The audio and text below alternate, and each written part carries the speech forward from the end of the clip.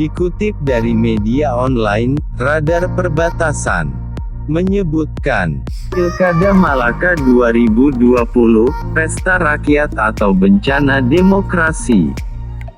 Kasus dugaan kecurangan di Pilkada Malaka 2020 harus diusut tuntas.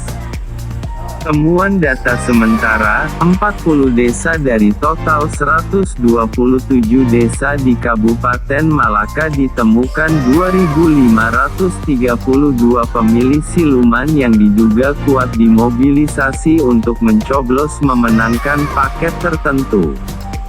Sebanyak 517 saksi sudah diperiksa untuk mengidentifikasi keterlibatan mereka selama proses pelaksanaan Pilkada 2020.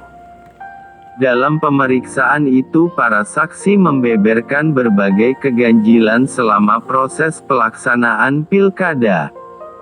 Ironisnya, dugaan serupa juga tidak hanya ditemukan di satu tempat tetapi banyak tempat, di mana satu persatu kecurangan terungkap dan mulai dilaporkan kepada Badan Pengawas Pemilu.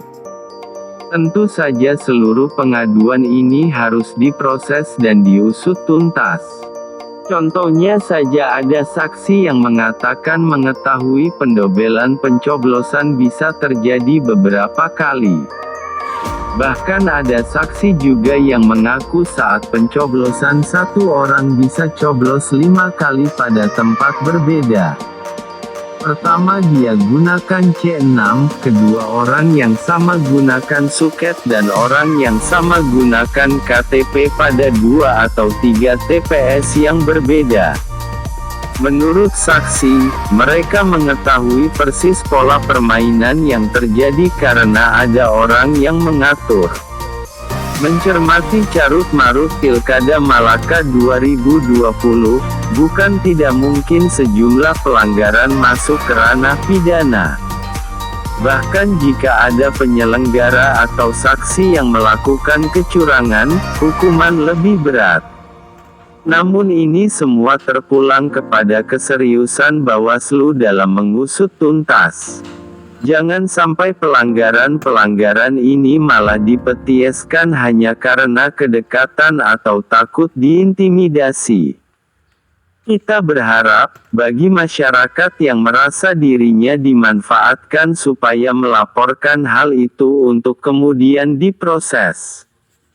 Semuanya harus dibuka dan bagi mereka yang tidak melapor, dianggap ikut memalsukan dirinya yakni ikut bermain atau turut serta. Dugaan kuat, mastermind-nya ada di KPU. Bawaslu diminta untuk netral dan lakukan tupoksinya saja. Memang ada data dari Dukcapil tetapi kemudian mereka coklit di lapangan. Di dalam coklit ini, saat kembali tidak ada konfirmasi dan sinkronisasi lagi dengan Dukcapil, tetapi datanya langsung di-entry karena itu tidak wajib. Disinilah pintu masuk KPU memainkan data pemilih. Persoalan ini perlu diangkat sehingga menjadi perhatian nasional agar dalam penyusunan DPS ke DPT dan pemutakhiran data harus terkendali sehingga tidak membuka ruang untuk membuat pelanggaran. Pelanggaran seperti ini perlu diangkat sebagai pintu masuk dan referensi penyusunan UU Pemilu dan Kependudukan di masa yang akan datang terutama dalam penyusunan DPS dan DPT. Di sisi lain, partai politik atau partai pengusung yang merasa dicurangi, harus mengawal proses hukum terhadap dugaan pelanggaran ini. Jangan takut untuk mempublikasikan prosesnya. Terlalu banyak ongkos yang dihabiskan pada pemilu kali ini. Jangan sampai pesta rakyat kali ini menjelma sebagai bencana demokrasi akibat dimanipulasi oleh segelintir elit sebagai sarana untuk memperjuangkan kekuasaan belaka.